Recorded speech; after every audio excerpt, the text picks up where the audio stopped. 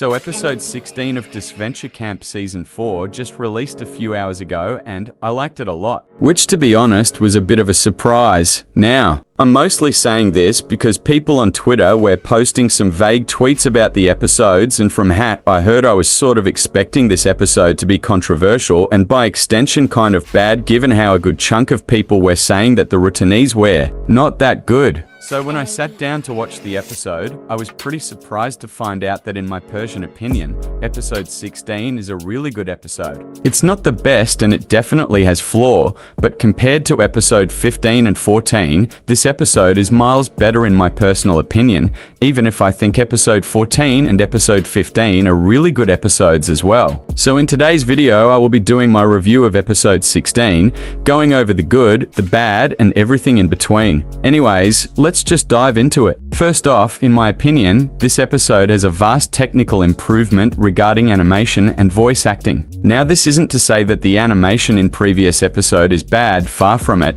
However, in this episode, everything feels a lot more smoother. And a lot of the voice acting in this episode is also really good, especially from Diegos and Isabel's voice actors. They definitely carried when it comes to their performances this episode. Anyways, enough with the technical stuff. Now onto the stuff that happens in the episode. First off, I really enjoy the follow-up scenes as it gave everybody that really needed it a chance to react to Richard's elimination. And it made for some really interactions, especially between Jade and Spencer. I am so glad that Jade is finally done putting up with his bullshit. My only really problem here is how that Logan doesn't really have any screen time regarding how sad he is that Richard's gone. Which really should have been included considering this is how he was reacting in episode 15, and them not including a sense like that kind of makes Logan's confessional in episode 15 feel like an afterthought. But it's not too much of a complaint. Also, I really like the scene between Anastasia and said it's not only did it expand on their dynamic, but it helped give us more background information on them. Especially with Anastasia, as it explained why she had to leave Russia. And it also gave some good focus and motivation for Zed, which he really needs considering that he ain't really gotten any focus for the entire season because the writers keep cutting down his screen time despite the fact he's desperately needs some. But I'm getting a little ahead of myself as that's a topic for another video. Overall, this scene was really sweet and I hope to see more of Anastasia and Zed's dynamic expanded in on future episodes. I also really enjoyed the scene between Spencer and Logan, and I think it's a good follow-up on the kiss in episode 15, and to be honest, I do like that these two just stayed friends, as I think that's better for them narratively than them getting into a relationship. Overall, the PRE challenge part of this episode was pretty good, but with that all out of the way, onto the challenge and the comeback part of this episode. Now first off, I really enjoyed this challenge, mostly because I liked how, compared to some other challenges in this season, it was allowed to be a bit more wacky without going too off the rails too much. And I like how it allowed for some slightly new character interactions like Isabel and Marisa, Ivy and Anastasia, and Alessio and Natalia. Which I'm going to say this right now. If Season 5 is a rematch with the season for cast, Natalia and Alessio better be a duo or in an alliance because their interactions in this episode were really cool and it could be interesting to see what could be done if they got more focus in another season. My favorite duo of this episode though was Isabel and Marisa. Mostly because their dynamic here was really funny, mostly on Isabel's part. Not only was her confessional about stopping Anarissa from returning really funny,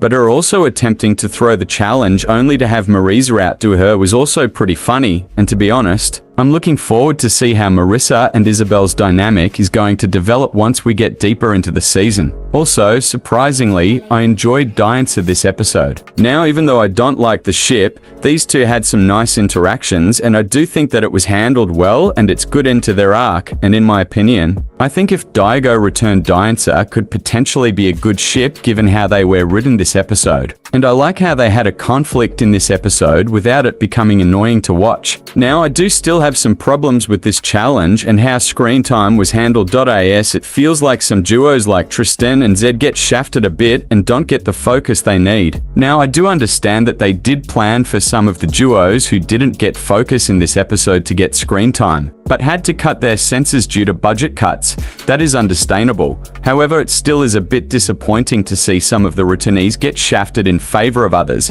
even if it's not too big of an issue. And even the groups that don't get as much focus still have some enjoyable senses and interactions with each other.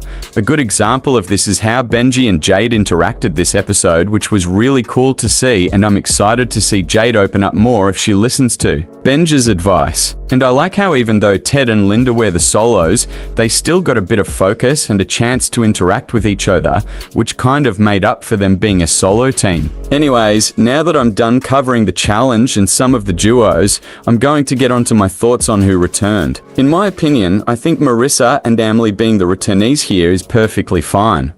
It did catch me a bit of guard, as I thought Ted was pretty much guaranteed locked to return, but it turned out to be Emily and Marissa, which is fine to be honest for reasons you'll probably explain in an upcoming video I have planned on Ted. Overall though, I'm happy Amelia and Marissa are back, and I'm really excited to see what Emily and Marissa are going to do in the merge. Mostly Emily, as I think she could make for some fun drama with the others, along with giving Hannah a bit of a morale boost as one of her friends is now making the game. And for Marissa returning, there's a lot of things that could happen. First, if Anarissa finally gets a chance for them to continue their arcs, which is a W on its own, and 2, with Marissa back, we might get to see more of her as her own as a character and more interactions with other people. She could have a rivalry with Isabel and gets much needed focus by herself if Anarissa gets eliminated. All of which would be a very interesting thing to happen, in my opinion. Overall, I do have one complaint with Marissa and Emily returning, and that main complaint is that the gender ratio here is absolutely fucked to say the least, as now there are 3 guys left and 7 girls left. Which pretty much means unless Isabel pulls a blind side on Marissa and Anarissa, or Anarissa and Marissa flip on the girls' alliance to keep Zed safe, lines the men are going to be out back to back for the next 3 episodes, which would be pretty predictable and not very enjoyable to watch. But this isn't really a big of a complaint, since think it's extremely obvious that they're not going to boot all the men back to back. Also, I really liked the ending scene with the eliminated contestants saying bye to some of their friends are still in the game, and it was a nice send-off for some of them and their arcs. Also, I'm really interested into what they're doing with Emily, Trevor and Derek. I'm still a little salty that it's ending on a cliffhanger, but I'm still really excited to see what they're going to do with this host plot. Anyways, in conclusion, while this episode does have a problem properly balancing screen time between the characters, it is still one of the better episodes of the season. And it is a very good step in the right direction. And I'm really excited to see what's next to come in episode 17 and beyond. And if I had to rank this episode out of 10, I would probably give it a 9. Anyways, that's about all I got. If you enjoyed this video, please consider liking, commenting and subscribing, and leaving down your thoughts of this episode in the comment section below. Anyways, peace out. Take care. Bye bye.